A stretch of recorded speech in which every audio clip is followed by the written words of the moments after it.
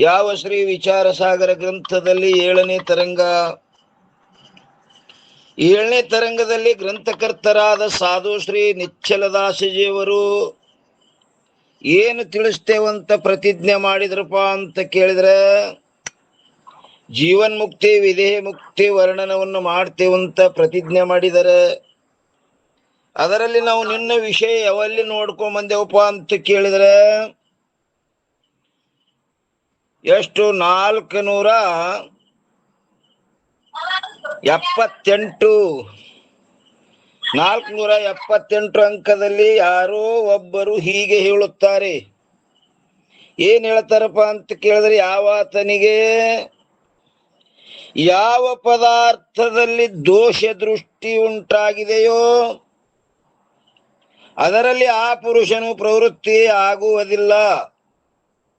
ಅದರಂತೆ ಜ್ಞಾನಿಗೂ ಕೂಡ ಅನಾತ್ಮ ಪದಾರ್ಥಗಳಲ್ಲಿ ದೋಷ ದೃಷ್ಟಿಯಾಗಿರುತ್ತದೆ. ಆದ್ದರಿಂದ ರಾಗವು ಉಂಟಾಗುವುದಿಲ್ಲ. ಅದು ಕಾರಣ ಪ್ರವೃತ್ತಿಯು ಸಂಭವಿಸುವುದಿಲ್ಲ ಅಂತ ಯಾರೋ ಒಬ್ರು ಹೀಗೆ ಹೇಳಿದ್ರು. ಅದಕ್ಕೆ ಈ ಸಂಶಯ ಆದರೂ ಕೂಡ ಸಂಭವಿಸುವುದಿಲ್ಲ. ದೋಷ ದೃಷ್ಟಿ ಅದ ಅಂತೇಳಿನೇ ಅವ ಅದ್ರೊಳಗ ಪ್ರವೃತ್ತಿ ಆಗಂಗಿಲ್ಲ ಅಂತೇನಿ ಶಂಕಾ ಮಾಡಿದಿಲ್ಲ. ಇದು ಸಂಭವಿಸುವುದಿಲ್ಲ.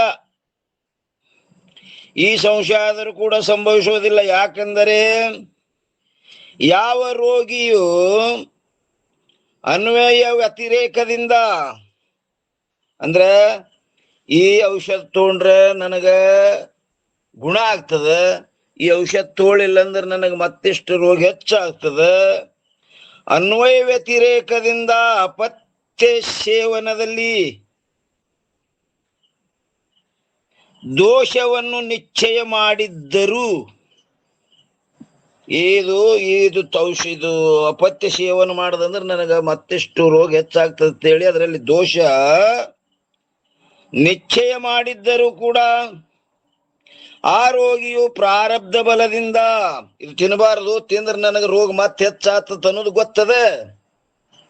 ಇದ್ರೂ ಸಹಿತ ಪ್ರಾರಬ್ಧ ಬಲದಿಂದ ಅಪತ್ಯ ಸೇವನದಲ್ಲಿ ಹೇಗೆ ಪ್ರವೃತ್ತಿ ಆಗುತ್ತಾನೆಯೋ, ಇದು ತಿಂದ್ರೆ ನನಗೆ ಹಾನಿಕರ ಅದ, ತಿನ್ನಬಾರದು ಅನ್ನೋದು ಅದರಲ್ಲಿ ದೋಷ ದೃಷ್ಟಿ ಅದ. ಇದ್ರೂ ಸಹಿತ ಏನಾಗ್ತದ್ರಿ, ಆ ಪ್ರಾರಬ್ಧ ಬಲದಿಂದ ಏನಾಗ್ತದ, ಅಪತ್ಯ ಸೇವನದಲ್ಲಿ ಹೇಗೆ ಪ್ರವೃತ್ತಿಯಾಗುತ್ತಾನೆಯೋ, ತಿನ್ನಬಾರದು, ತಿಂದ್ರೆ ರೋಗ ಹೆಚ್ಚಾಗ್ತದ ಅನ್ನೋದು ಗೊತ್ತದ. ಆದ್ರೆ ಪ್ರಾರಬ್ಧದ ಒತ್ತಡದಿಂದ ಮತ್ತೆ ಅಪತ್ಯ ಸೇವನದಲ್ಲಿ ಪ್ರವೃತ್ತಿ ಆಗ್ತಾನೆ. ಅದರಂತೆಯೇ ಜ್ಞಾನಿಗೆ ದೋಷ ದೃಷ್ಟಿ ಇದ್ದರೂ ಕೂಡ ಪ್ರಾರಬ್ಧ ಬಲದಿಂದ ಸರ್ವ ವ್ಯವಹಾರದಲ್ಲಿ ಪ್ರವೃತ್ತಿಯಾಗುವುದು ಸಂಭವಿಸುತ್ತದೆ.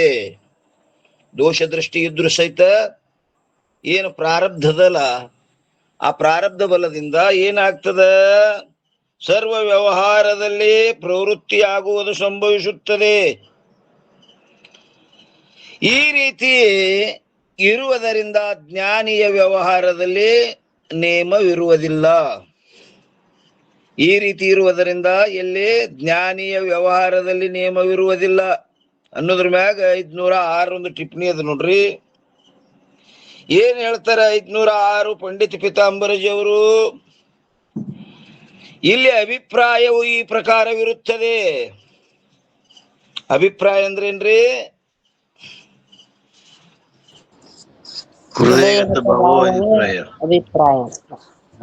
ಹೃದಯಗತ ಭಾವೋ ಅಭಿಪ್ರಾಯ. ಇಲ್ಲಿ ಅಭಿಪ್ರಾಯವು ಈ ಪ್ರಕಾರವಿರುತ್ತದೆ. ಏನಪ್ಪಾ ಅಂತ ಕೇಳಿದ್ರೆ, ಸ್ವಾಧೀನವಾದ ಕಾರ್ಯದಲ್ಲಿ ನೇಮವಿರುತ್ತದೆ ಹೊರತು, ಸ್ವಾಧೀನವಾದ ಕಾರ್ಯದಲ್ಲಿ ನೇಮ ಇರ್ತದೆ, ಪರಾಧೀನವಾದ ಕಾರ್ಯದಲ್ಲಿ ನೇಮವು ಸಂಭವಿಸುವುದಿಲ್ಲ. ಪರಾಧೀನವಾದ ಕಾರ್ಯದಲ್ಲಿ ನೇಮ ಸಂಭವಿಸಂಗಿಲ್ಲ. ಸ್ವಾಧೀನ ಇತ್ತಂದ್ರೆ ಅಲ್ಲಿ ನೇಮ ಸಂಭವಿಸ್ತದ. ಹೆಂಗಂದ್ರೆ, ನೀವು ಮನ್ಯಾಗ ಇದ್ದುಕೊಂಡು ತಾಸುಗಟ್ಲೆ ಪೂಜಾ ಮಾಡ್ಕೊಳಕ್ ಬರ್ತದ. ಏನ್ ಮುಂಜಾಳೆದ್ದು ಸ್ನಾನ ಪೂಜಾ ವಂದನ ಬೇಕಾದಂಗೆ 2 ತಾಸುಗಟ್ಲೆ ನೀವು ಮಾಡ್ಕೊಳಕ್ ಬರ್ತದೆ. ಯಾಕ ಸ್ವಾಧೀನದದು. ಎಲ್ಲೋ ಯಾತ್ರಾಕ್ ಹೋದ್ರಿ ಸ್ಟೋರಿಗೆ, ಏನ ದಿನ ಹ್ಯಾಂಗ್ ಮಾಡ್ತೀನಿ ಹಂಗ ನೇಮಬದ್ಧವಾಗಿ 2 ತಾಸುಗಟ್ಲೆ ಪೂಜಾ ಮಾಡ್ಕೋತೀನಂದ್ರ ನಡೀತದೇನ್ರಿ? ಅಲ್ಲಿ ಸ್ವಾಧೀನ ಇಲ್ಲದು. ಅಲ್ಲೆಲ್ಲ ಜೋಡಿ ಮಂದಿ ಹ್ಯಾಂಗಿರ್ತದ ಹಂಗಿರ್ಬೇಕಾಗ್ತದ. ಅದಕ್ಕೆ ಎಲ್ಲಿ ಸ್ವಾಧೀನದಲ್ಲಿ ನೇಮಾದಿಗಳು ನಡೀತವ, ಪರಾಧೀನದಲ್ಲಿ ನೇಮ ನಡೆಯಂಗಿಲ್ಲ. ಅದಕ್ಕೆ ಜ್ಞಾನಿಯ ಶರೀರದ ವ್ಯವಹಾರವು ವಿವಿಧ ಪ್ರಕಾರ ಪ್ರಾರಬ್ಧ ಆಧೀನವಿರುತ್ತದೆ. ಏನ್ರಿದು? ಜ್ಞಾನಿಯ ಶರೀರದ ವ್ಯವಹಾರವು ವಿವಿಧ ಪ್ರಕಾರ ಪ್ರಾರಬ್ಧ ಆಧೀನವಿರುತ್ತದೆ. ಹೇಗೆಂದರೆ, ಯಾವ ಪ್ರಕಾರ ಹುಲಿ ಎಂದು ತಿಳಿದು ಬಿಡಲ್ಪಟ್ಟ ಬಾಣವು, ಹುಲಿ ಹೊಂಟದ ಇದ್ರಿಗೆ, ಅದು ನನಗೇನರೇ ಇದು ಮಾಡಿತ್ತ ಹೇಳಿ ಅವ ಏನ್ ಮಾಡ್ದ, ಬಾಣ್ ಹಿಡ್ಕೊಂಡಿತ್ತ ಅದ್ರ ತಲೆಯಾಗಿ ಹೊಡಿಬೇಕಂತ. ಹುಲಿ ಎಂದು ತಿಳಿದು ಬಿಡಲ್ಪಟ್ಟ ಬಾಣವು ನಂತರ ಗೋವೆಂದು ತಿಳಿದರೂ ಕೂಡ, ಹುಲಿಯರೇ ಹೊಂಟದ ಅದಕ್ಕೆ ಹೊಡಿಬೇಕಾದ ಬಾಣ ಬಿಟ್ಟನ, ಬಾಣ ಬಿಟ್ಟ, ಗೋ ಆಕಳ ಕಾಣಿಸ್ತೆ ಏಕ್ದಮ್.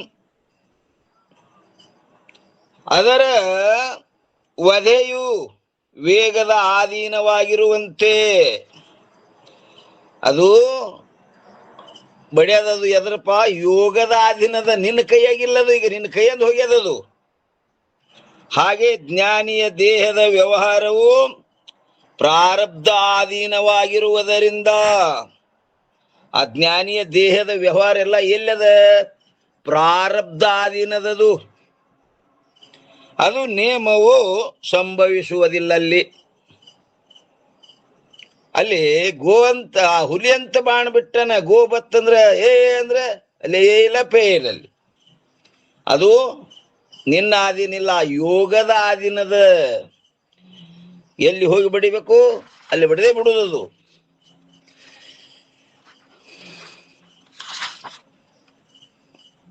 ಅದು ಏನಪ್ಪ ಅಂದ್ರೆ ಪ್ರಾರಬ್ಧ ಆಧೀನವಾಗಿರುವುದರಿಂದ ನೇಮವು ಸಂಭವಿಸುವುದಿಲ್ಲ. ಎಲ್ಲಿ ಬಂದಿತ್ತಿದು? ನೇಮವಿರುವುದಿಲ್ಲ. ಎಲ್ಲರಿಗೂ ಕೇಳಿಸ್ತದಿಲ್ರಿಪ್ಪ ಅವ್ರಿ? ಕಾಂಪ್ರೆಸ್ ಕಾಲದವ್ರು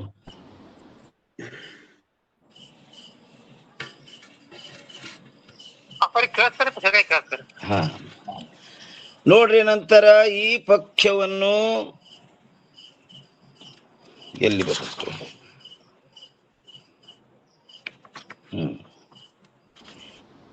ನೋಡ್ರಿ, ನಂತರ ಈ ಪಕ್ಷವನ್ನು ಶ್ರೀ ವಿದ್ಯಾರಣ್ಯ ಸ್ವಾಮಿಗಳು ಸ್ವಲ್ಪ ಟಿಪ್ಪಣಿ ಐತಿ ನೋಡ್ರಿ ಈಚೆ ಕಡೆ.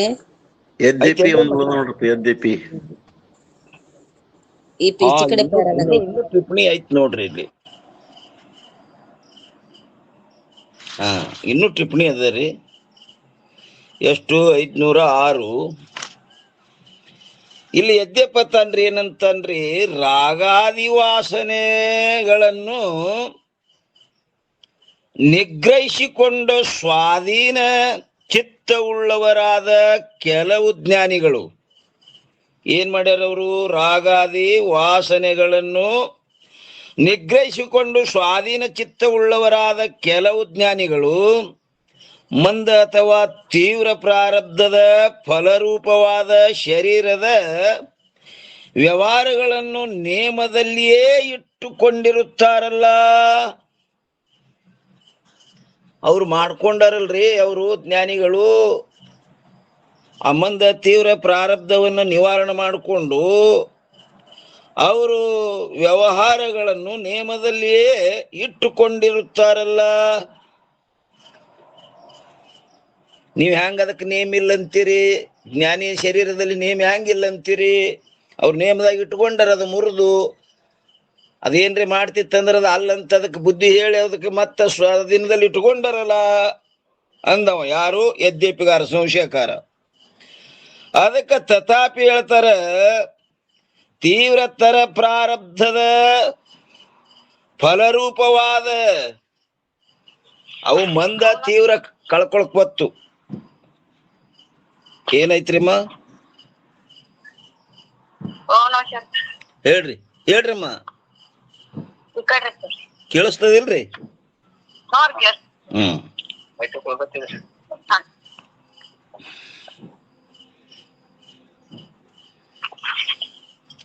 ತಥಾಪಿ ಸಮಾಧಾನಕಾರ್ಯ ಏನ್ ಹೇಳ್ತಾರ ನೋಡ್ರಿ, ತೀವ್ರತರ ಪ್ರಾರಬ್ಧದ ಫಲರೂಪವಾದ ಶರೀರದ ವ್ಯವಹಾರಗಳನ್ನು ನೇಮದಲ್ಲಿಟ್ಟುಕೊಳ್ಳಲು ಜ್ಞಾನಿಯಿಂದಲೂ ಕೂಡ ಸಾಧ್ಯವಿಲ್ಲ. ಆ ಮಂದ ತೀವ್ರ ಎರಡು ಸ್ವಾಧೀನವ, ಅದನ್ನ ಏನ್ ಮಾಡೋದು ಕಳ್ಕೊಂಡು ಸ್ವಾಧೀನದಲ್ಲಿ ಇಟ್ಟುಕೊಳಕ್ ಬರ್ತದ. ಯಾಕೆ? ಪ್ರಾರಬ್ಧದಲ್ಲಿ 3 ಪ್ರಕಾರ: ಮಂದ, ತೀವ್ರ, ತೀವ್ರತರ. ಅವು ಎರಡು ಸ್ವಾಧೀನದವು. ಅಲ್ಪ ಪ್ರಯತ್ನ ಮಾಡುವುದರಿಂದ ಮಂದ ಪ್ರಾರಬ್ಧ ನಿವೃತ್ತಿ ಆಗ್ತದೆ. ಮತ್ತ ತೀವ್ರ ಪ್ರಾರಬ್ಧ ಏನದ, ಅದು ಅಧಿಕ ಪ್ರಯತ್ನ ಮಾಡೋದ್ರಿಂದ ಅದನ್ನು ನಿವೃತ್ತಿ ಆಗ್ತದೆ. ಆದ್ರೆ ತೀವ್ರ ತರ ಏನದ ನೋಡ್ರಿ, 3ನೇದ್ದು, ಅದು ಮಾತ್ರ ಅದು ಹತೋಟಿ ಒಳಗೆ ಬರೋದಿಲ್ಲ. ಯಾಕೆ? ಅದು ಸ್ವಾಧೀನ ಇಲ್ಲ. ಅದು ಸ್ವಾಧೀನ ಇಲ್ಲದ್ದರಿಂದ ಜ್ಞಾನಿಯಿಂದಲೂ ಕೂಡ ಸಾಧ್ಯವಿಲ್ಲದನ್ನ. ಅದು ನೇಮದಲ್ಲಿಟ್ಟುಕೊಳ್ಳಲು ಜ್ಞಾನಿಯಿಂದಲೂ ಕೂಡ ಸಾಧ್ಯವಿಲ್ಲ. ಏನ್ರಿ? ಅದು ಜ್ಞಾನಿಯಿಂದಲೂ ಕೂಡ ಸಾಧ್ಯವಿಲ್ಲ. ನೀ ಹೇಳೋದಿಲ್ಲಪ್ಪ, ಮಂದ ತೀವ್ರದಲ್ಲಿ ಹೇಳದ್ದು ಅದು ಸ್ವಾಧೀನದವ, ಅದನ್ನ ಇಟ್ಟುಕೊಳ್ಳಕ್ ಬರ್ತದ. ಆದ್ರೆ 3ನೇದ್ದು ಏನದ ನೋಡು, ತೀವ್ರ ತರ, ಅದು ಮಾತ್ರ ಜ್ಞಾನಿಯಿಂದಲೂ ಕೂಡ ಸ್ವಾಧೀನದಲ್ಲಿಟ್ಟುಕೊಳ್ಳೋದು ಸಾಧ್ಯ ಇಲ್ಲ. ಯಾಕೆ? ಅದು ಬಿಟ್ಟು ಬಾಣಿದ್ದಂತೆ, ಅದು ಪರಾಧೀನದ, ನಿನ್ನ ಅಧೀನಿಲ್ಲದು. ಮುಗಿತೇನ್ರಿಮ್ಮ? ಹ್ಞೂನ್ರಿ ಪರ್ ಮುಗಿತಾಡ್ರಿ. ಓಂ. ಎಲ್ಲಿ ಬಂದಿತ್ತು ಇದು? ನೇಮವಿರುವುದಿಲ್ಲ. ಅದಕ್ಕೆ ಈ ಪಕ್ಷವನ್ನು ಶ್ರೀ ವಿದ್ಯಾರಣ್ಯ ಸ್ವಾಮಿಗಳು ವಿಸ್ತಾರವಾಗಿ ತೃಪ್ತಿ ದೀಪದಲ್ಲೇ ಪ್ರತಿಪಾದನೆ ಮಾಡಿರುತ್ತಾರೆ. ಪಂಚದಶಿ ಗ್ರಂಥದಲ್ಲಿ ತೃಪ್ತಿ ದೀಪ ಅಂತ ಬರ್ತದ, ಅಲ್ಲಿ ಪ್ರತಿಪಾದನೆ ಮಾಡಿರುತ್ತಾರೆ. ಅನ್ನೋದ್ರ ಮ್ಯಾಗ 507 ಟಿಪ್ಪಣಿ ಕೊಟ್ಟಾರ ನೋಡ್ರಿ ಅವರು. ಏನಂತಾರ? ಜ್ಞಾನಿಗೆ ಪ್ರೀತಿ ಇಲ್ಲದಿದ್ದರೂ ಕೂಡ ಪ್ರಾರಬ್ಧ ಭೋಗವು ಉಂಟಾಗುತ್ತದೆ. ಮತ್ತು ಆ ಪ್ರಾರಬ್ಧವು ಒಂದೇ ಪ್ರಕಾರ ಇಲ್ಲದು. ಇಚ್ಛಾ, ಅನಿಚ್ಛ ಹಾಗೂ ಪರೇಚ್ಛ ಭೇದದಿಂದ 3 ಪ್ರಕಾರವಾಗಿರುತ್ತದೆ. ಇಚ್ಛಾ ಅಂದ್ರೆ ತನ್ನ ಇಚ್ಛೆಯಿಂದಲೂ, ಮತ್ ಸರ್ವತಾ ಮುಕ್ತನಿರುತ್ತಾನೆ. ಇನ್ನು 3ನೇ ಕಡೆ ಅದರಂತೆಯೇ ದೇಶವು ಕೂಡ ವಿಶೇಷವಾಗಿರಬೇಕೆಂಬ ಅಪೇಕ್ಷೆ ಇರುವುದಿಲ್ಲ. ಕಾಲದ ಪೂರ್ತ ಹೇಳಿದ್ರು, ಈಗ ದೇಶದ್ದು ಹೇಳಿದ್ರು. ಇಂಥ ದೇಶದಲ್ಲೇ ಬಿಡಬೇಕಂತ ಹಿಂಗೇನ ಅಪೇಕ್ಷೆ ಇಲ್ಲ. ಅದರಂತೆಯೇ ದೇಶವು ಕೂಡ ವಿಶೇಷವಾಗಿರಬೇಕೆಂಬ ಅಪೇಕ್ಷೆ ಇರುವುದಿಲ್ಲ. ಕಾಶಿ ಮೊದಲಾದ ಪುಣ್ಯ ಕ್ಷೇತ್ರಗಳಲ್ಲಿ ಆಗಲಿ, ಎಲ್ಲಕ್ಕೆ ಹೋಗಲಿಕ್ಕೆ, ಅಥವಾ ಅತ್ಯಂತ ಮಲಿನವಾದ ಸ್ಥಾನದಲ್ಲಿ ಆಗಲಿ, ಆ ಜ್ಞಾನಿಯ ದೇಹವು ಪಾತವಾದರೂ ಕೂಡ ಅವನು ಸರ್ವಥಾ ಮುಕ್ತನಿರುತ್ತಾನೆ. ಅವ ಕಾಶಿ ದೇಶಕ್ಕೆ ಹೋಗಲ್ದು, ಎಲ್ಲಿ ಹೇಲಿ ಕರೆಯಾಗಬೇಕು ಹೋಗಲ್ದು, ಸಂಡಾಸ್ ಡೆಬ್ಬ ಬಿದ್ದು ಸಾಯಲ್ದೇಕದು. ಅವ ಸರ್ವಥಾ ಮುಕ್ತ. ಯಾವಾಗ ತಿಳಿದಾನ ಅವಾಗೆ ಬಿಟ್ಟನದಕ್ಕವ. ಯಾವಾಗ ಜ್ಞಾನೋದಯ ಆಗ್ಯದು ಅವಾಗೆ ಅಜ್ಞಾನ ಇಲ್ಲ ಹೋಗ್ಯದ. ಇಲ್ಲಿ ತಕ ತೋರ್ತದ, ಪ್ರಾರಬ್ಧದಿಂದ ಅದು ತೋರ್ತಿತ್ತು. ಎಲ್ಲಿ ಯಾಕೆ ಹೋಗಲ್ದಕ್ಕದು? ಕಾಶಿ ಮೊದಲಾದ ಪುಣ್ಯಕ್ಷೇತ್ರಗಳಲ್ಲಿ ಆಗಲಿ ಅಥವಾ ಅತ್ಯಂತ ಮಲಿನವಾದ ಸ್ಥಾನಗಳಲ್ಲಿ ಆಗಲಿ ಆ ಜ್ಞಾನಿಯ ದೇಹವು ಪಾತವಾದರೂ ಕೂಡ ಅವನು ಸರ್ವತಾ ಮುಕ್ತನಿರುತ್ತಾನೆ. ಸರ್ವತಾ ಮುಕ್ತ. ಎಲ್ಲಿ ಯಾಕೆ ಹೋಗಲ್ದಕ್ಕ? ಬೇಕಾದ ಒದ್ರ್ಯಾಡಿ ಚೀರ್ಯಾಡಿ ಹೊಯ್ಕೊಂಡು ಸಾಯಲ್ದಕ್ಕ, ಅವನಿಗೇನು ಬಾಧ ಇಲ್ಲ. ಅವ ಸರ್ವತಾ ಮುಕ್ತನೇ. ಅದ್ರ ಮ್ಯಾಗ ಒಂದು ಟಿಪ್ಪಿ ಕೊಟ್ಟಾರ ನೋಡ್ರಿ, 508. ಏನಂತಾರ ಪಂಡಿತ್ ಪೀತಾಂಬರಿಜಿಯವರು?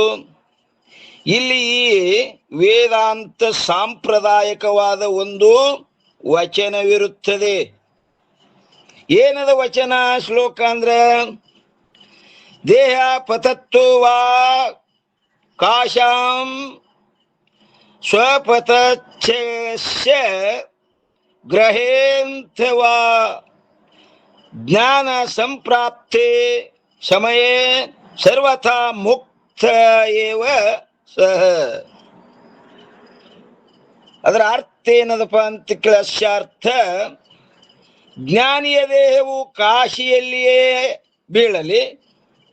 ನೋಡ್ರಿ ಏನಂತಾರ, ಜ್ಞಾನಿಯ ದೇಹವು ಕಾಶಿಯಲ್ಲಿಯೇ ಬೀಳಲಿ ಅಥವಾ ಚಾಂಡಾಲ ಮನೆಯಲ್ಲಿಯೇ ಬೀಳಲಿ, ಪರಂತು ಜ್ಞಾನ ಪ್ರಾಪ್ತಿಯ ಸಮಯದಲ್ಲಿಯೇ, ಯಾವಾಗ ಜ್ಞಾನ ಮಾಡಿಕೊಂಡನ ಅವಾಗೆ, ಜ್ಞಾನ ಪ್ರಾಪ್ತಿಯ ಸಮಯದಲ್ಲಿಯೇ ಬಂಧ ಭ್ರಾಂತಿಯು ನಿವೃತ್ತಿಯಾಗಿರುವುದರಿಂದ,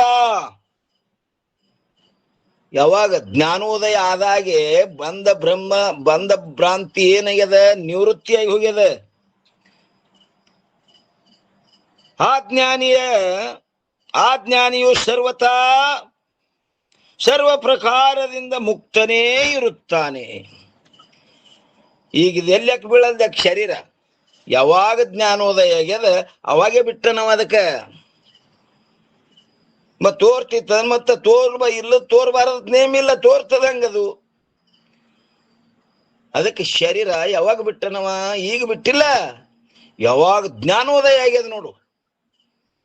ಆದ ಕಾರಣವಾದಂಥ ಅಜ್ಞಾನ ನಾಷ್ಟ ಆಗಿ ಹೋಗ್ಯದ, ಅವಾಗೆ ದೇಹ ಹೋಗ್ಯದ ಒಂದು.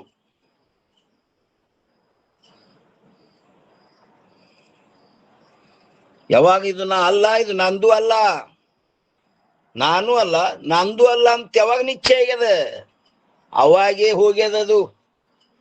ಅದಕ್ಕೆ ಹೇಳಿದ್ರು ನಿಜಗೊಂಡ್ರು, ತನು ಮೊದಲಾಗಿ ನೀ ಅಲ್ಲರಿದು ನೋಡು, ಜನನಾದಿ ಭೀತಿಯ ಭ್ರಾಂತಿಯ ದೂಡು, ಚಿನ್ಮಯ ನಾನೆಂದು ಮನನವ ಮಾಡು, ತಿಳಿದು ತನುಭಾವ ಅಳಿಯೇ ದುಃಖದ ಕೇಡು. ಯಾವಾಗ ತನುಭಾವ ಹೋಗ್ಯದ ಅವಾಗೇ ಹೋಗಿಬಿಟ್ಟದದು. ಇಲ್ಲಿ ತನ ತೋರ್ತಿತ್ತದು ಈಶ್ವರ ಸಂಕಲ್ಪದಿಂದ ಇಲ್ಲಿ ತನ. ಯಾಕಂದ್ರೆ ತಾಯಿ ಗರ್ಭದಲ್ಲಿರುವಾಗ ಅವ ಸಂಕಲ್ಪ ಮಾಡಿ ಇಲ್ಲಿಗೆ ಹೋಗಿದ್ರಂತೆ ಆಗ್ಬೇಕು ಅಂತ. ಇವ ಜ್ಞಾನ ಮೊದಲೇ ಮಾಡ್ಕೊಂಡನ. ಈಶ್ವರ ಸಂಕಲ್ಪದಿಂದ ತೋರ್ತಿತ್ತು ಇಲ್ಲಿ ತನ. ಎಲ್ಲಿ ಯಾಕೆ ಹೋಗ್ವಲ್ದಕ್ಕದು? ಅವನಿಗೆ ಏನು ಹಾನಿ ಇಲ್ಲ, ಸರ್ವತಾ ಮುಕ್ತ. ಎಲ್ಲಿ ಬಂದಿತ್ತು ಇದು? ಮುಕ್ತನಿರುತ್ತಾನೆ. 508.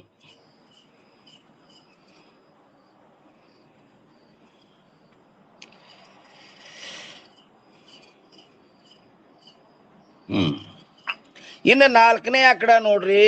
ಅದರಂತೆಯೇ ವಿಶೇಷವಾದ ಆಸನದಲ್ಲಿರಬೇಕೆಂಬ ಅಪೇಕ್ಷೆಯು ಕೂಡ ಇರುವುದಿಲ್ಲ. ಕಾಲ ಅಪೇಕ್ಷೆ ಇರ್ಬೇಕತ್ ಹಿಂಗೆ ಅನ್ನ ಹೇಳಿಲ್ಲ, ದೇಶ ಅಪೇಕ್ಷೆ ಬೇಕತ್ ಹಿಂಗೆ ಅನ್ನ ಹೇಳಿಲ್ಲ. ಇನ್ನ ಅದರಂತೆಯೇ ವಿಶೇಷವಾದ ಆಸನದಲ್ಲಿರಬೇಕೆಂಬ ಅಪೇಕ್ಷೆಯು ಕೂಡ ಇರುವುದಿಲ್ಲ. ಯಾರಿಗೆ? ಜ್ಞಾನಿಗೆ. ಪೃಥ್ವಿಯ ಮೇಲೆ ಶವಾಸನದಂತೆ ಬಿದ್ದಾಗ, ಪೃಥ್ವಿ ಮ್ಯಾಗ ಶವದಂತೆ ಬಿದ್ದಾಗ, ಅಥವಾ ಸಿದ್ಧಾಸನದ ಮೇಲೆ ಕುಳಿತಾಗ ದೇಹ ತ್ಯಾಗವಾದರೂ ಕೂಡ ಮುಕ್ತನೇ ಇರುತ್ತಾನೆ. ಅವ ಸಿದ್ಧಾಸನ ಮೇಲೆ ಕುಂಡ್ರಲಿ, ಶವಾಸನ ಹಾಕೊಂಡೆ ಕುಂಡ್ರಲ್ಲ. ಅವ ಎಳೆಗೆ ಹೋದ್ರು ಸಹಿತ ಮುಕ್ತನೇ. ಹಿಂಗೇ ಇರಬೇಕು, ಈ ಆಸನದಾಗ ಇರಬೇಕಂತ ನೇಮಿಲ್ಲ. ಇನ್ನು 5ನೇ ಕಡೆ ಅದರಂತೆ ಸಾವಧಾನದಿಂದ ಬ್ರಹ್ಮಚಿಂತನ ಮಾಡುತ್ತಿದ್ದಾಗ ಅಥವಾ ರೋಗದಿಂದ ಮಹಾ ಸಂಕಟಕ್ಕೀಡಾಗಿ ಹಾಹಾಕಾರ ಶಬ್ದದಿಂದ ಕೂಗುತ್ತಿದ್ದಾಗ, ನೋಡ್ರಿ ಹಾಹಾಕಾರ ಅಂದರ ಒದರ್ಯಾಡಲೆಕ್ಕವ. ಹಾ ಹಾ ಬೇಕಾದಟ್ಟು ಒದರ್ಯಾಡಿ, ಅವನಿಗೇನು ಹಾನಿ ಇಲ್ಲ. ಹಾಹಾಕಾರ ಶಬ್ದದಿಂದ ಕೂಗುತ್ತಿದ್ದಾಗ ದೇಹಪಾತವಾದರೂ ಕೂಡ ಅವನು ಸರ್ವತಾ ಮುಕ್ತನಿರುತ್ತಾನೆ. ಅದೇ ಬೇಕಾದಟ್ಟು ಒದರಾಡಲ್ದಕ್ಕ ಅವನಿಗೇನರೇ ಹಾನಿ ಆಗ್ತದೆ ಅನ್ನೋದ್ರಲ್ಲ. ಯಾವಾಗೋ ಬಿಟ್ಟನ್ನೋದು ಹಿಂದೆಂದು ಯಾವಾಗ ಜ್ಞಾನೋದಯ ಆಯ್ತು ಅಂದೇ ಹೋಗಿ ಅದ ಶರೀರ. ಈಗ ಅದು ಯಾಕೆ ಹೋಗಲ್ದಕ್ಕದು?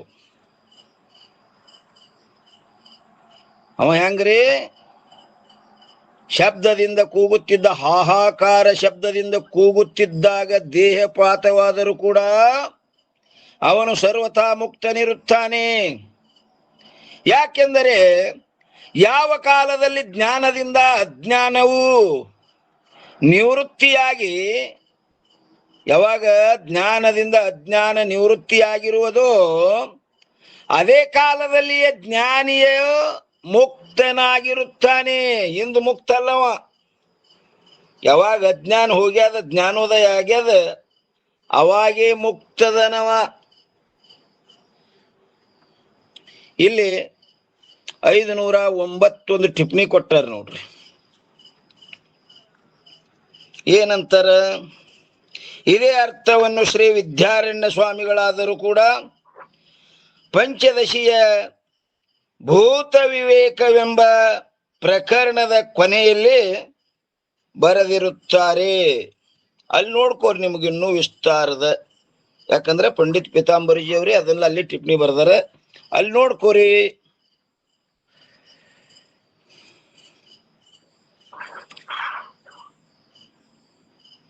ಅವನು ಸರ್ವತಾ ಮುಕ್ತನಿರುತ್ತಾನೆ. ಯಾಕಂದರೆ ಯಾವ ಕಾಲದಲ್ಲಿ ಜ್ಞಾನದಿಂದ ಅಜ್ಞಾನವು ನಿವೃತ್ತಿಯಾಗಿರುವುದು ಅದೇ ಕಾಲದಲ್ಲಿಯೇ ಜ್ಞಾನಿಯು ಮುಕ್ತನಾಗಿರುತ್ತಾನೆ. ಆದ್ದರಿಂದ ಜ್ಞಾನಿಗೆ ವಿಧೇಯ ಮೋಕ್ಷದಲ್ಲಿ ದೇಶ, ಕಾಲ, ಆಸನ ಮೊದಲಾದವುಗಳ ಅಪೇಕ್ಷೆ ಇರುವುದಿಲ್ಲ. ಜ್ಞಾನಿಗೇನಾಯ್ತ್ರಿ? ವಿಧೇಯ ಮೋಕ್ಷದಲ್ಲಿ ದೇಶ, ಕಾಲ, ಆಸನ ಮೊದಲಾದವುಗಳ ಅಪೇಕ್ಷೆ ಇರುವುದಿಲ್ಲ. ಯಾವ ಪ್ರಕಾರ ಜ್ಞಾನಿಗೆ ದೇಹ ಪಾತವಾಗುವಲ್ಲಿ ದೇಶ ಕಾಲಗಳ ಅಪೇಕ್ಷೆ ಇರುವುದಿಲ್ಲವೋ ಅದರಂತೆಯೇ ಜ್ಞಾನದ ನಿಮಿತ್ತವಾಗಿ ಮಾಡಬೇಕಾದ ಶ್ರವಣದಲ್ಲಿಯೂ ಕೂಡ ನೋಡ್ರಿ, ದೇಹ ಬಿಡುವಲ್ಲಿ ಅಲ್ಲಂತೂ ಇಲ್ಲವೇ ಇಲ್ಲ. ಇನ್ನು ಜ್ಞಾನದ ನಿಮಿತ್ತವಾಗಿ ಮಾಡಬೇಕಾದ ಶ್ರವಣದಲ್ಲಿಯೂ ಕೂಡ ದೇಶ, ಕಾಲ, ಆಸನಾದಿಗಳ ಅಪೇಕ್ಷೆ ಇರುವುದಿಲ್ಲ. ಎಲ್ಲಿ? ಶ್ರವಣ ಕಾಲದಲ್ಲಿ. ಅಲ್ಲಿ ಒಳ್ಳೆ ದೇಶ ಇರಬೇಕು, ಒಳ್ಳೆ ಕಾಲ ಇರಬೇಕು, ಹಿಂಗ ಅಪೇಕ್ಷೆ ಇಲ್ಲ. ಕೇಳುತನ ಬಂದದಲ್ಲ ಸಾಕು, ಎಲ್ಲೇ ಕೂತು ಕೇಳಿ. ಶ್ರವಣಕ್ಕೂ ದೇಶ ಕಾಲಗಳ ಅಪೇಕ್ಷೆ ಇಲ್ಲ. ಇದೇ ಟೈಮ್ದಾಗ ಹೇಳ್ಬೇಕು, ಇದೇ ಟೈಮ್ದಾಗ ಕೇಳಬೇಕು, ಹಿಂಗ್ ಕುಂಡಿರ್ಬೇಕು, ಹಾಂಗ್ ಕಕಾಡಿ ಮಾಡಿ ಕುಂಡಿರ್ಬೇಕು. ತೋತು ಕೇಳುತನ ಬಂದದಲ್ಲ ಸಾಕು, ಅದು ಬರುವುದೇ ದೊಡ್ಡ ಮಾತದು. ನಾ ಯಾರದೇನಂತ ವಿಚಾರ ಉದಯ ಆಗ್ಬೇಕಾದ್ರೆ ಅದು ಸಾಮಾನ್ಯ ಮಾತಲ್ಲದು. ಅನೇಕ ಜನ್ಮ ಭಜನ ಅದು ಬಂದದಲ್ಲ, ಜಿಜ್ಞಾಸುದಯ ಆಗ್ಯದಲ್ಲ, ಸೊಮ್ಮ ಕೂತ್ ಕೇಳು. ಯಕಾಡಿ ಮಾರಿ ಕುಂಡ್ರಲಕ್ಕ ನೀ ಅದು ಯಾವ ಟೈಮ್ ಹಾಕಿರ, ರಾತ್ರಿ 6 ತಾಸು ಹಾಕಿರಲಕ್ಕ, ಹಗಲು 12 ಹಾಕಿರಲ್ದಕ್ಕ. ಅವ್ ಹೇಳ್ಬೇಕು, ಕೇಳಬೇಕು. ವಕ್ತ ಶ್ರೋತ ವ್ಯವಹಾರ ನಡಿಬೇಕಲ್ಲಿ. ಜ್ಞಾನದ ನಿಮಿತ್ತವಾಗಿ ಮಾಡಬೇಕಾದ ಶ್ರವಣದಲ್ಲಿಯೂ ಕೂಡ ದೇಶ ಕಾಲ ಆಸನಾದಿಗಳ ಅಪೇಕ್ಷೆ ಇರುವುದಿಲ್ಲ. ಆದರೆ ಇಲ್ಲಿ 480ನೇ ಅಂಕದಲ್ಲಿ ಉಪಾಸಕನಿಗೆ ದೇಶ ಕಾಲಾದಿಗಳು ಅವಶ್ಯವಿರುತ್ತವೆ. ಯಾರಿಗೂ? ಉಪಾಸಕನಿಗೆ. ಜ್ಞಾನಿಗಂತೂ ಇಲ್ಲವೇ ಇಲ್ಲ. ಇನ್ನು ದೇಶ ಕಾಲಗಳ ಅಪೇಕ್ಷೆ ಯಾರಿಗದಪ್ಪ ಅಂತ ಕೇಳಿದ್ರೆ ಉಪಾಸಕನಿಗೆ ದೇಶ ಕಾಲಾದಿಗಳ ಅವಶ್ಯವಿರುತ್ತವೆ. ಯದ್ಯಪಿ ಬಂದಿಲ್ಲ, ಯದ್ಯಪಿ ಸಂಶಯ ಮಾಡ್ತಾನ್ರಿ. ಏನ್ ಮಾಡ್ತಾನವ ಸಂಶಯ ಅಂತ ಕೇಳಿದ್ರೆ, ಭೀಷ್ಮ ಮೊದಲಾದವರು ಜ್ಞಾನಿಗಳೆಂದು ಹೇಳುತ್ತಾರೆ. ಇಲ್ರಿ, ನೀವರೇ ಜ್ಞಾನಿಗಿಲ್ಲಂತೀರಿ. ಭೀಷ್ಮ ಮೊದಲಾದವರು ಜ್ಞಾನಿಗೆಂದು ಹೇಳುತ್ತಾರೆ. ಆದರೆ ಭೀಷ್ಮನು ಉತ್ತರಾಯಣ ಕಾಲದ ಹೊರತು ಪ್ರಾಣವನ್ನು ತ್ಯಾಗ ಮಾಡಲಿಲ್ಲವಲ್ಲ. ಜ್ಞಾನಿಗರೇ ನೇಮಿಲ್ಲಂತೀರಿ, ಭೀಷ್ಮ ಜ್ಞಾನಿ ಅಂತ ಹೇಳ್ತೀರಿ. ಮತ್ತು ಉತ್ತರಾಯಣ ಕಾಲ್ತನವ ಯಾಕೆ ತಡದ ಅಂತನವ. ಭೀಷ್ಮ ಮೊದಲಾದವರು ಅಂದ್ರೆ ವಶಿಷ್ಠರು, ಅವ್ರು ಯಾವಾಗಲೂ ಏನ್ ಮಾಡಿದ್ರು? ಕರ್ಮ ಯಜ್ಞ ಯಾಗಾದಿಗಳನ್ನು ಮಾಡ್ಕೋತೆ ಬಂದ್ರಲ್ಲ. ಜ್ಞಾನಿಗಳೆಂದು ಹೇಳುತ್ತಾರೆ. ಆದರೆ ಭೀಷ್ಮನು ಉತ್ತರಾಯಣ ಕಾಲದ ಹೊರತು ಪ್ರಾಣವನ್ನು ತ್ಯಾಗ ಮಾಡಲಿಲ್ಲವಲ್ಲ. ಇದಕ್ಕೇನ್ ಹೇಳ್ತೀರಿ ಅಂತ ಕೇಳ್ತಾನ. ಅದಕ್ಕೆ ತಥಾಪಿ ಸಮಾಧಾನಕಾರ ಏನ್ ಹೇಳ್ತಾರ, ಭೀಷ್ಮಾದಿಗಳು ಅಧಿಕಾರಿ ಪುರುಷರಿರುತ್ತಾರೆ. ಭೀಷ್ಮಾದಿಗಳು ಹೆಂಗರ? ಅಧಿಕಾರಿ ಪುರುಷರಿರುತ್ತಾರೆ. ಆದ್ದರಿಂದ ಉಪಾಸಕರ ಉಪದೇಶಕ್ಕೋಸ್ಕರ ಅವ್ರು ಯಾಕೆ ತಡೆದ್ರು ಅಂತ ಕೇಳಿದ್ರೆ ಹೇಳ್ತೇವೆ ನೋಡಿಲ್ಲಿ. ಉಪಾಸಕರ ಉಪದೇಶಕ್ಕೋಸ್ಕರ ಆ ಉಪಾಸಕರಿಗೆ ನಾವು ಮುಂದೆ ಮಾರ್ಗ ತೋರ್ಸುಗೋಸ್ಕರ ಅವರು ಈ ಮಾರ್ಗದಲ್ಲಿ ಹಾಯ್ದು ಬಂದ್ರಪ್ಪ ಅಂದ್ರೆ ಅವರಿಗೆ ಮುಂದೆ ಅನುಕೂಲ ಆಗ್ತದಂತ ಒಂದು ಲೋಕಕ್ಕ ಮಾರ್ಗಕ್ಕಾಗಿ ತಮ್ಮ ಸಲುವಾಗಿ ಅಲ್ಲದು. ಉತ್ತರಾಯಣ ಕಾಲಕ್ಕೆ ಬರುತನ ತಡೆದಾರಂದ್ರೆ ಅದು ತಮಗಾಗಿ ಅಲ್ಲದು. ಯಾಕಂದ್ರೆ ಯತ್ಯದಾಚರತೆ ಶ್ರೇಷ್ಠ ತತ್ಯದೇವೇ ತರೋ ಜನ ತಯತ್ ಪ್ರಮಾಣಂ ಕುರುತೆ ಲೋಕ ತದನ್ವರ್ಧತೆ. ಅವರು ನನ್ನ ಹಾದಿಯೊಳಗೆ ಬಂದು ಅವರು ಇಂಥ ಮಾರ್ಗದಲ್ಲಿ ಸಾಗಿ ಆ ಪರಮ ಪುರುಷಾರ್ಥವನ್ನು ಹೊಂದಲಿ ಅಂತ ಅವರಿಗೆ ಒಂದು ಮಾರ್ಗ ತೋರಿಸುಗೋಸ್ಕರ ಉಪಾಸಕರ ಉಪದೇಶಕ್ಕೋಸ್ಕರ ಭೀಷ್ಮನು ವಿಶೇಷವಾದ ಕಾಲವನ್ನು ಪ್ರತೀಕ್ಷಾ ಮಾಡಿದನು. ಅದು ಯಾರಿಗೆ? ತನಗಾಗಿ ಅಲ್ಲ, ಆ ಉಪಾಸಕರಿಗಾಗಿ. ಮತ್ತು ವಶಿಷ್ಠ, ಭೀಷ್ಮ ಮೊದಲಾದವರು ಅಧಿಕಾರಿಗಳಿರುತ್ತಾರೆ. ಅಧಿಕಾರಿ ಪ್ರಾರಬ್ಧದೊಳಗೆ ಎರಡು ಪ್ರಕಾರ, ಒಂದು ಅಧಿಕೃತ ಪ್ರಾರಬ್ಧ, ಇನ್ನೊಂದು ಅಧಿಕಾರ ಪ್ರಾರಬ್ಧ. ಇವ್ರದು ಪ್ರಾರಬ್ಧ ಮ್ಯಾಗೆ ಇವ್ರದ್ದು ಅಧಿಕಾರ. ಪ್ರಾರಬ್ಧ ಒಳಪಟ್ಟವರಲ್ಲಿ ಇವರು. ಮೈ ಎಲ್ಲ ಎಷ್ಟು ದ್ವಾಸಿಗಪ್ಲೆ ತೂತಾಗಿತ್ತು, ಹೋಗ್ಬೇಕಾಗಿತ್ತು. ಯಾಕೆ? ಪ್ರಾರಬ್ಧ ಒಳಪಟ್ಟವ್ರಲ್ಲ. ಆ ಪ್ರಾರಬ್ಧೆ ಇವ್ರು ಹೇಳ್ದಂಗೆ ಕೇಳ್ಬೇಕು. ಆದ್ದರಿಂದಲೇ ಅವರಿಗೆ ಅನೇಕ ಜನ್ಮಗಳು ಉಂಟಾಗಿವೆ. ಅವರಿಗೆ ಅನೇಕ ಜನ್ಮಗಳು ಉಂಟಾಗ್ಯಾವ. ತುಕಾರಾಮರು ಸಹಿತ ಹೇಳಿಲ್ರಿ, ನನಗ ಮುಕ್ತಿ ವಾಲ್ಯ. ಯಾಕೆ ವಾಲ್ಯತಿಯಪ್ಪ ಅಂದ್ರೆ ನಾ ಜನ್ಮ ಇನ್ನೂ ಯುಗ ಯುಗದಲ್ಲಿ ಜನ್ಮ ತಾಳಿ ಬರಮದೀನಿ. ಯಾಕ?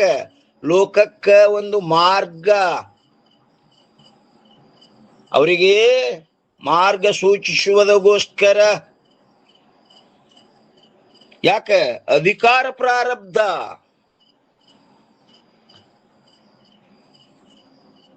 ಯಾರ ಸಲುವಾಗಿ ಬರ್ತಾರ ಅವರು? ಮುಮುಕ್ಷುಗಳ ಸಲುವಾಗಿ. ಬಂದ್ ಏನ್ ಮಾಡ್ತಾರ? ಅವ್ರ ಕೆಲಸನೇ ಮಾಡೋದು, ಬರೇ ಮುಮುಕ್ಷುಗಳ ಕೆಲಸನೇ. ಈಗ ನೋಡ್ರಿ, ವರ್ತಮಾನದಲ್ಲಿ ಸಿದ್ದೇಶ್ವರಪ್ಪ ಅವ್ರು ಬಂದ್ರು, ತಮಗಾಗಿ ಏನ್ರಿ ಮಾಡ್ಕೊಂಡ್ರೇನು? ಮುಮುಕ್ಷುಗಳ ಅವ್ರು ಕರೆದಾರಂದ್ರ ಅವ್ರ ಕೆಲಸನೇ ಮಾಡೋದು. ಹಂಗ ನಾ ಯುಗ ಯುಗದಲ್ಲಿ ಜನ್ಮ ತಾಳಿ ಬರ್ತೀನಿ, ಅದಕ್ಕೆ ನಾ ಮೋಕ್ಷ ವಾಲ್ಯ ಅಂದ್ರೆ ಅವರು ತುಕಾರಾಮರು. ಅನೇಕ ಜನ್ಮಗಳು ಆಗಿವೆ. ಯಾಕಂದರೆ ಅಧಿಕಾರಿ ಪುರುಷರಿಗೆ ಒಂದು ಕಲ್ಪ ಪರ್ಯಂತರ ಪ್ರಾರಬ್ಧವಿರುತ್ತದೆ. ಯಾವುದು? ಅಧಿಕಾರ ಪ್ರಾರಬ್ಧ. ಒಂದು ಕಲ್ಪ ಪರ್ಯಂತರ. ಕಲ್ಪ ಅಂದ್ರೆ ಎಷ್ಟ್ರಪ್ಪ? 1,000 ಮಹಾಯುಗ ರೀಪ. ಹಾ,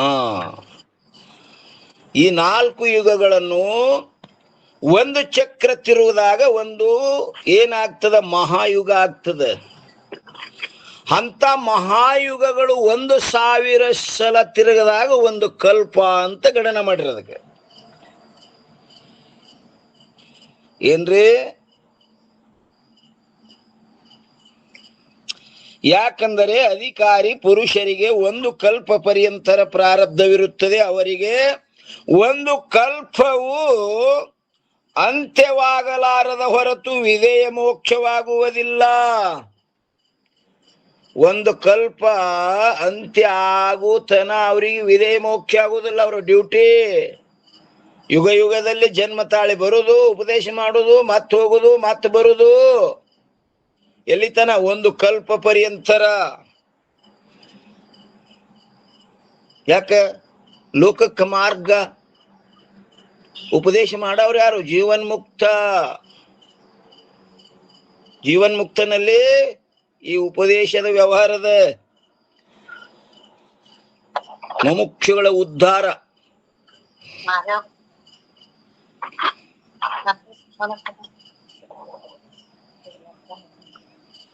ಕೆಲಸಲಾಗ್ಯದನ್ರಿ ಅವ್ರಿಗೆ?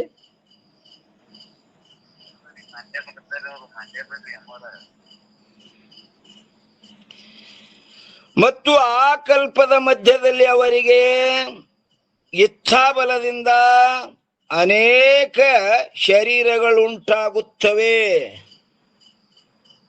ಆ ಕಲ್ಪದ ಮಧ್ಯದಲ್ಲಿ ಅವರಿಗೆ ಅನೇಕ ಶರೀರಗಳು ಉಂಟಾಗ್ತವೆ. ಆದಾಗ್ಯಾದರೂ ಅವರಿಗೆ ಆತ್ಮ ಸ್ವರೂಪದಲ್ಲಿ ಜನನ ಮರಣಗಳ ಭ್ರಾಂತಿ ಉಂಟಾಗುವುದಿಲ್ಲ. ಅವರಿಗೆ ನಾ ಹುಡ್ತೀನಿ, ನಾ ಸಾಯ್ತೀನಿ ಅಂತ ಭ್ರಾಂತಿ ಆಗ್ತದನಂದ್ರೆ ಇಲ್ಲ. ಅವ್ರಿಗೆ ಯಾವಾಗಲೂ ಸ್ವರೂಪದ ಎಚ್ಚರಿಕೆ ಸದಾ ಜಾಗ್ರವಾಗಿರ್ತದದು. ಆದ್ದರಿಂದ ಅವರು ಜೀವನ್ಮುಕ್ತರಿರುತ್ತಾರೆ. ಆ ಅಧಿಕಾರಿ ಪುರುಷರ ವ್ಯವಹಾರವು ಸಂಪೂರ್ಣವಾಗಿ ಅನ್ಯರ ಉಪದೇಶದ ನಿಮಿತ್ತವಾಗಿಯೇ ಇರುತ್ತದೆ. ಅವ್ರದ್ದು ಅದಕ್ಕೆ ಇರ್ತದಪ್ಪ ಅಂತ ಕೇಳಿದ್ರೆ, ಅವ್ರದ್ದು ಸಂಪೂರ್ಣವಾಗಿ ಅಧಿಕಾರಿ ಪುರುಷರ ವ್ಯವಹಾರವು ಎದಕ್ಕ? ಸಂಪೂರ್ಣವಾಗಿ ಅನ್ಯರ ಉಪದೇಶದ ನಿಮಿತ್ತವಾಗಿಯೇ ಇರುತ್ತದೆ. ಅವ್ರಿಗೆ ತಿಳಿಸೋದು, ಮಾರ್ಗ ತೋರಿಸೋದು, ತಮಗಾಗಿ ಏನೂ ಇಲ್ಲ. ಯಾಕ? ಮುಮುಕ್ಷುಗಳ ಪುಣ್ಯದ ಒತ್ತಡದಿಂದ ಬಂದು ಅವ್ರ ಕೆಲಸನೇ ಮಾಡೋದು. ಸಾಮಾನ್ಯ ಮಾತಲ್ಲದು. ಆದರೆ ಇನ್ನುಳಿದ ಜ್ಞಾನಿಗಳ ವ್ಯವಹಾರದಲ್ಲಿ ಯಾವ ನಿಯಮವೂ ಇರುವುದಿಲ್ಲ. ಈ ಅಭಿಪ್ರಾಯ ಇರುವುದರಿಂದಲೇ ತತ್ವದೃಷ್ಟಿಯ ದೇಹವು ಪಾತವಾಗುವುದಕ್ಕೆ ಸ್ವಲ್ಪವೂ ಕೂಡ ದೇಶ, ಕಾಲ, ಆಸನ ಮೊದಲಾದ ನೇಮಗಳನ್ನು ಹೇಳಿರುವುದಿಲ್ಲ.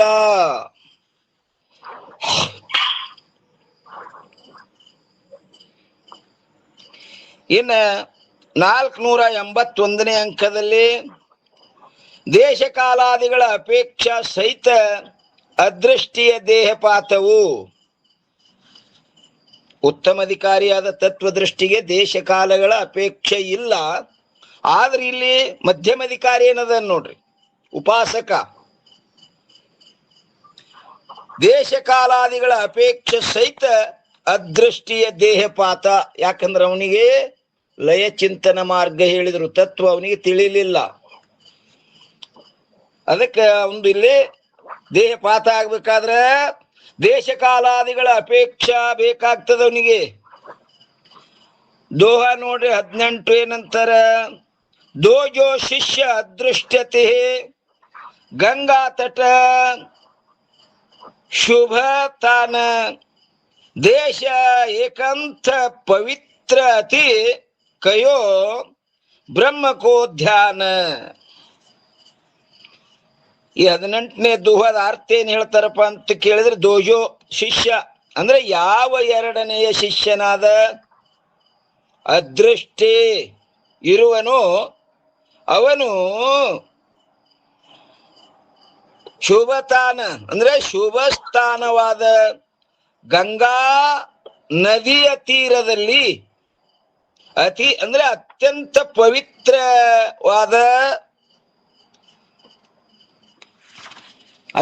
ಪವಿತ್ರವಾದ ಏಕಾಂತ ಒಂದು ಅಂದ್ರೆ ಏಕಾಂತ ಸ್ಥಾನದಲ್ಲಿ ಕುಳಿತುಕೊಂಡು ಪರಬ್ರಹ್ಮ ಸ್ವರೂಪವನ್ನು ಕುರಿತು ಉಪಾಸನೆಯನ್ನು ಮಾಡಿದನು.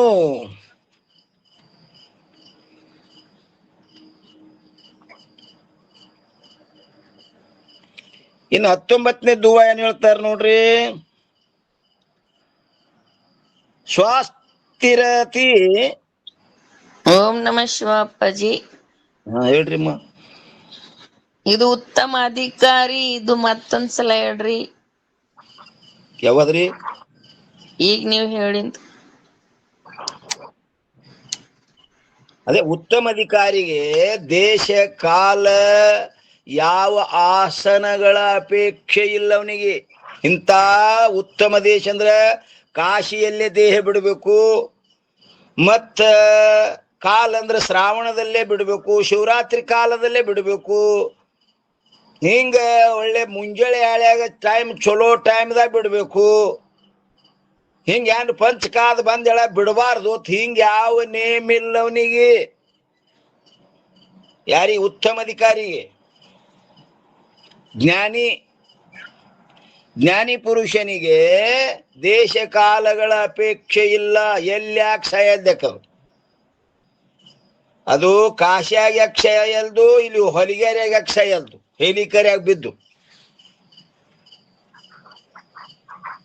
ಯಾಕಂದ್ರೆ ಯಾವಾಗ ಜ್ಞಾನೋದಯವಾಗ್ಯದ ಅವಾಗೆ ಏನಾಗ್ಯದಪ್ಪ ಅಂದ್ರೆ ದೇಹ ಬಿಟ್ಟನವ, ನಾನು ಅಲ್ಲ ನಂದು ಅಲ್ಲ ಅಂತ ನಿಶ್ಚಯ ಅವಾಗೆ ಆಗ್ಯದ ಅವನಿಗೆ. ಈಗ ಬಿಟ್ಟಿಲ್ಲವ. ಯಾವಾಗ ಜ್ಞಾನೋದಯ ಆಗ್ಯದ ಅವಾಗೆ ಅಜ್ಞಾನ ಕಾರ್ಯವಾದ ಆ ಬಂಧ ಭ್ರಮಗಳೆಲ್ಲ ನಿವೃತ್ತಿಯಾಗಿ ಹೋಗ್ಯಾವ. ಅವನಿಗೆ ದೇಶ ಕಾಲಗಳ ಅಪೇಕ್ಷೆ ಇಲ್ಲ. ಇನ್ನು ಆಸನಾದಿಗಳ ಅಪೇಕ್ಷೆನೇ ಇಲ್ಲ ಅವನಿಗೆ. ಇಂಥ ಪದ್ಮಾಸನ ಹಾಕೊಂಡಾಗೆ ಬಿಡಬೇಕು, ಇಂಥ ಆಸನದಲ್ಲಿ ಕುಳಿತಾಗೆ ಅವನಿಗೆ ಬ್ರಹ್ಮಚಿಂತನ ಮಾಡ್ತಾ ಇದ್ದಾಕ್ರೆ ಅವನ ದೇಹ ಹೋಗ್ಬೇಕು. ಹಿಂಗ ಯಾವ ಆಸನದ ಅಪೇಕ್ಷೆನೂ ಇಲ್ಲ. ಯಾರಿಗೆ? ಜ್ಞಾನಿಗೆ. ಇದು ಅಪೇಕ್ಷೆ ಯಾರಿಗೆ ಅದಪ್ಪ ಅಂತ ಕೇಳಿದ್ರೆ, ಈ ಅದೃಷ್ಟಿ 2ನೇ ಉಪಾಸಕನಿಗೆ.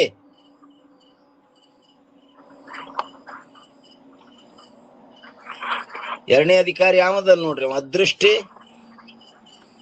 ಇವೆಲ್ಲ ಹೇಳುದು ಯಾರಿಗೆ? ಉಪಾಸಕರಿಗೆ. ಅಲ್ಲಿ ಒಬ್ಬ ಯಜ್ಞಪ್ಗಾರ ಸಂಶಯ ಮಾಡ್ದ, ಅಲ್ರಿ ಭೀಷ್ಮಾದಿಗಳು ಜ್ಞಾನಿ ಅಂತ ಹೇಳ್ತೀರಿ, ಮತ್ತ ಅವರು ಉತ್ತರಾಯಣ ಕಾಲ ಬರುತ್ತನ ತಡದ್ರಲ್ಲ, ಬಿಡ್ಲಿಲ್ಲಲ್ಲ, ಅವರು ಒಳ್ಳೆ ಕಾಲ ಅಪೇಕ್ಷೆ ಮಾಡದ್ರಲ್ಲ ಅಂದ್ರ ಅವರು ಅಧಿಕಾರಿ ಪುರುಷರು. ಯಾಕೆ ತಡದಾರಪ್ಪ ಅಂತ ಕೇಳಿದ್ರ, ಅವರು ಒಳ್ಳೆ ಕಾಲ ಬರುತ್ತನ ಆ ಉಪಾಸಕರಿಗೊಂದು ಮಾರ್ಗ ಲೋಕಕ್ಕೆ ತಿಳಿಸೋರು ಬೇಕಲ್ಲ. ತಿಳಿದಷ್ಟೇ ಅವ್ರ ಅಟ್ಟಕ್ಕೆ ಹೋದ್ರಿಂದ ಹಿಂದಿನವ್ರು ಹೇಳೋರು ಯಾರು? ಅವ್ರಿಗೆ ಮಾರ್ಗ ತೋರ್ಸೋಗೋಸ್ಕರವಾಗಿ ಹೇಳ್ಯಾರದಲ್ಲ. ಅವ್ರ ಉಪದೇಶ ಎಲ್ಲ ಯಾರಿಗಪ್ಪ? ಅನ್ಯರ ಸಲುವಾಗಿ.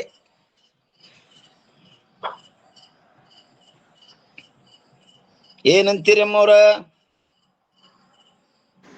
ಹೋರಿ ಅಪ್ಪಾಜಿ.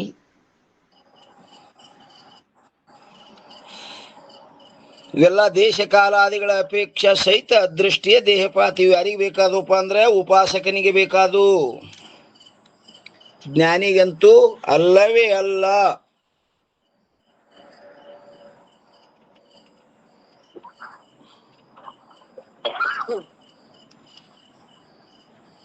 ಇಲ್ಲಿ 19ನೇ ದುವಾದ ಅರ್ಥ ಏನ್ ಹೇಳ್ತಾರ? ಶಾಸ್ತ್ರ ರೀತಿ, ಶಾಸ್ತ್ರದಲ್ಲಿ ಹೇಳಿದ ಪದ್ಧತಿಗನುಸಾರವಾಗಿಯೇ ಅದೃಷ್ಟಿಯ ದೇಹಕ್ಕೂ ದೇಹವನ್ನು ತ್ಯಾಗ ಮಾಡಿ ಅಂದ್ರೆ ಪೂರ್ವದಲ್ಲಿ ಅಂದ್ರೆ 5ನೇ ತರಂಗದಲ್ಲಿ ಹೇಳಲ್ಪಟ್ಟ ಇವು ಅಂದ್ರೆ ಯಾವ ರಾಹ ಅಂದ್ರ ದೇವ ಮಾರ್ಗದ ಮೂಲಕ ಜಾಯೆ ಅಂದ್ರೆ ಬ್ರಹ್ಮಲೋಕಕ್ಕೆ ಹೋಗಿ ಬ್ರಹ್ಮತೆ ಆ ಬ್ರಹ್ಮ ಸ್ವರೂಪದೊಡನೆ ಕೂಡಿಕೊಂಡು ಅದೀಕಂದ್ರೆ ಶ್ರೇಷ್ಠವಾಗಿರುವ ಅಂದ್ರೆ ಉಚಾಹ ಅಂದ್ರೆ ಆನಂದವನ್ನು ಹೊಂದಿದನು. ಈ ಟೀಕಾ ಏನದ್ರಿ? ಟೀಕಾ ನಾಳಿನ ದಿವಸ ಎಷ್ಟಿರೋದು? 19ನೇ ದುವಾ ಟೀಕಾ. ಮತ್ತು ನಾಳಿನ ದಿವಸ ನೀವು ವಿಚಾರ ಮಾಡೋಣ್ರಿ. ಇಲ್ಲಿಯ ಪರ್ಯಂತರ ಸದ್ಗುರುಗಳ ಕೃಪಾಶೀರ್ವಾದದಿಂದ ನಡೆದ ಬಂದ ವಿಷಯ ಈ ವಾಗ್ರೂಪ ಸೇವೆ ಗುರುಪಾದದಲ್ಲಿ ಅರ್ಪಿಸಿ ಇವತ್ತಿನ ವಿಷಯಕ್ಕೆ ಮಂಗಲಿಳುಣ್ರಿ. ಎಲ್ಲ ಮಹಾತ್ಮರ ಮಾತೆಯರ ಪಾದಕ್ಕೂ ನಮಸ್ಕಾರ ರೀ. ಓಂ ನಮಃ ಶಿವಾಯ. ಮಂಗಲ ಹೇಳ್ರಿ.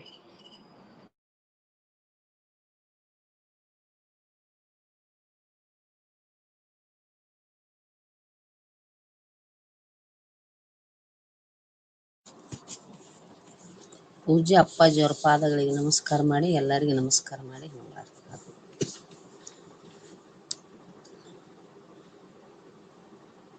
ಬೆಳಗ ಬನ್ನಿರಿ ಭಕ್ತಿಯಿಂದಲೇ ಮುತ್ತಿನಾರತಿ ಸಿದ್ಧಗೆ, ಶಕ್ತಿಯುತ ಶಿವ ನೀನೆ ಎಂದು ಮತ್ತೆ ಎರಗಿರಿ ಪಾದಕ್ಕೆ. ಬೆಳಗ ಬನ್ನಿರಿ ಭಕ್ತಿಯಿಂದಲೇ ಮುತ್ತಿನಾರತಿ ಸಿದ್ಧಗೆ, ಶಕ್ತಿಯುತ ಶಿವ ನೀನೆ ಎಂದು ಮತ್ತೆ ಎರಗಿರಿ ಪಾದಕ್ಕೆ. ಕತ್ತಲೆಯುತ ಕವಿದಿರಲು ಜಗದಿ ನಿತ್ಯ ಬೆಳಗಿದ ಜ್ಯೋತಿಗೆ, ಸತ್ತು ಚಿತ್ತಾನಂದ ಮೂರುತಿ ಸಿದ್ಧ ಶ್ರೀ ಗುರುದೇವಗೆ.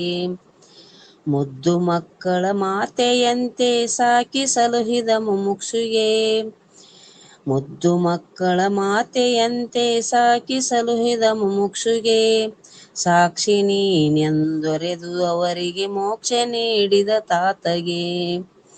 ಸಾಕ್ಷಿ ನೀನೆಂದೊರೆದು ಅವರಿಗೆ ಮೋಕ್ಷ ನೀಡಿದ ತಾತಗೆ. ಚರಣ ಸೇವಿಪ ಜನರ ಮರಣವ ಹರಣ ಮಾಡಿದ ನಿಮಿಷಕ್ಕೆ, ಚರಣ ಸೇವಿಪ ಜನರ ಮರಣವ ಹರಣ ಮಾಡಿದ ನಿಮಿಷಕ್ಕೆ, ಶರಣು ಬಂದಿಹ ನಿನ್ನ ಅಡಿಗಳ ಕರುಣೆ ತೋರಿದ ಸಿದ್ಧಗೆ. ಶರಣು ಬಂದಿಹ ನಿನ್ನ ಅಡಿಗಳ ಕರುಣೆ ತೋರಿದ ಸಿದ್ಧಗೆ. ಬೆಳಗ ಬನ್ನಿರಿ ಭಕ್ತಿಯಿಂದಲೇ ಮುತ್ತಿನಾರತಿ ಸಿದ್ಧಗೆ, ಶಕ್ತಿಯುತ ಶಿವ ನೀನೆ ಎಂದು ಮತ್ತೆ ಎರಗಿರಿ ಪಾದಕ್ಕೆ. ಶಕ್ತಿಯುತ ಶಿವ ನೀನೆ ಎಂದು ಮತ್ತೆ ಎರಗಿರಿ ಪಾದಕ್ಕೆ, ಮತ್ತೆ ಎರಗಿರಿ ಪಾದಕ್ಕೆ. ಹರ ಓಂ ಚೈತನ್ಯಂ ಶಾಶ್ವತಂ ಶಾಂತಂ ವ್ಯೋಮಾತೀತಂ ನಿರಂಜನಂ ನಾದಬಿಂದು ಕಲಾತೀತಂ ತಸ್ಮೈ ಶ್ರೀ ಗುರುವೇ ನಮಃ. ಜಯ ಮಂಗಲಂ ಜಯ ನಮ ಪಾರ್ವತಿಪತಿ ಶಿವ ಹರ ಹರ ಮಹಾದೇವ. ಶ್ರೀಮದ್ ಜಗದ್ಗುರು ಸಿದ್ಧಾರೂಢ ಸ್ವಾಮಿ महाराज की जय. सकल साधु संत महाराज की जय. जय मंगलम जय नम पार्वतीपति शिव हर हर महादेव.